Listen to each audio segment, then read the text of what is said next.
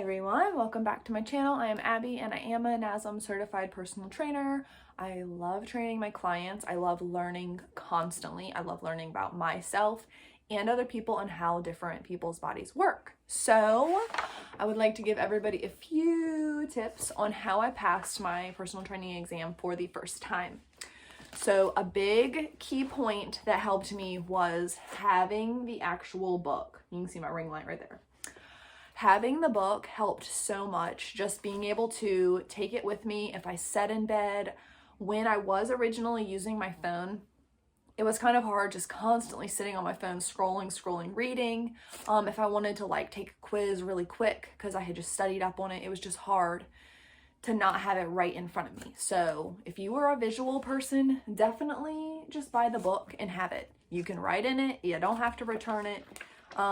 It was worth it to be able to see it more in a big, in a big actual size versus on the computer, scrolling back and forth, looking. And when you would take your quizzes, I would be able to skim through and make sure that my answer is all the way correct.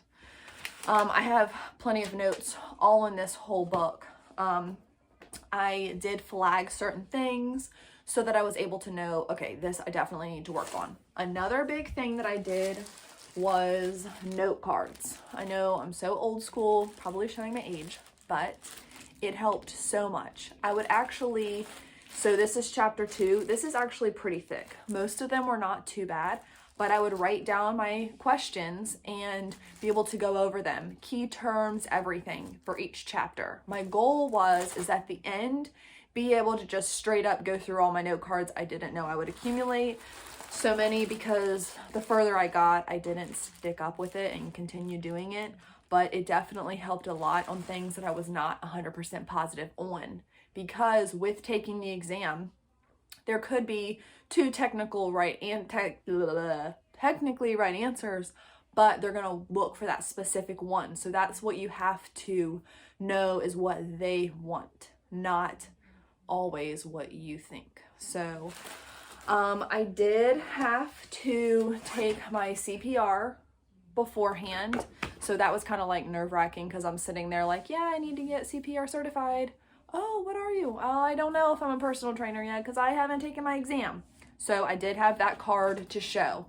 I did have to go to a real legit testing site. I don't know, people might be used to that, but I certainly wasn't.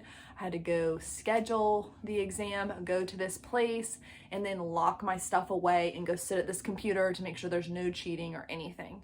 So I definitely recommend purchasing the textbook. I recommend using flashcards, old school, but it definitely helps because guess what? When I went to a doctor appointment, if I was sitting on the couch, I could take that out. I could have my husband quiz me, It just really helped a lot. And then with some of them, I actually went and got them printed out because then I could have it just a separate. This is just showing where your different muscles are. And I just thought that would be super handy for me. I don't think this is in the book. It could be. I could be wrong. But I definitely liked having this for something just for my own self, separate from the book as well. They also have an app. In that app, it would let you take the quizzes.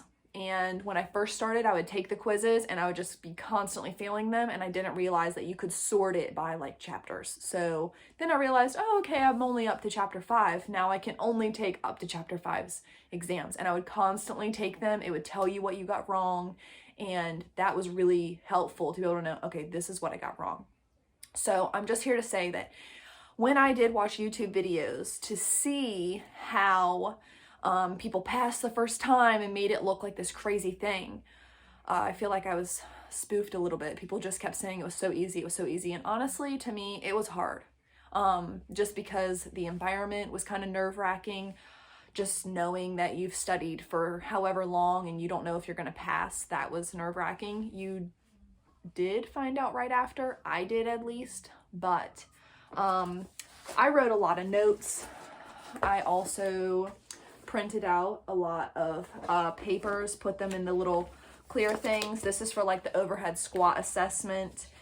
This goes back to because it was a big deal. They wanted to know why you did a certain thing. So I just recommend taking a lot of notes. If you don't know something, keep studying up on it. Print it out. A big thing I did print out was the postural assessment solutions, because originally you want to know why somebody's body is doing something. So definitely take the time to learn and get past the first few chapters, because I was so overwhelmed with the first few that I was like, what am I doing? But it all worked out okay. I absolutely love being a trainer. I love being a coach, and I wouldn't trade it for anything. So if you have any questions, I'm definitely going to release a few more videos in depth about a few things that I really think that you should harp on before you take your exam. But definitely get that book, go old school, write some, this is mom brain, some of these index cards, print things out, make notes, highlight, just, you got this. I mean, it is hard and it is a lot, but you can do it. So download the app. That helped a lot. I did pay to, I don't even remember what I paid, but I did pay for the app. And when I was in bed, instead of texting on my phone, I would definitely go and try to like take the quizzes and take the quizzes and take the quizzes. And I definitely had my husband help me, and I wouldn't have been able to do it without his support and my family's support. So that's more of a real like scenario of how it goes. So don't rush it. Take your time. Look at your time frame of when you have to take the exam, and just, you got it. Study and you can do this. So let me know if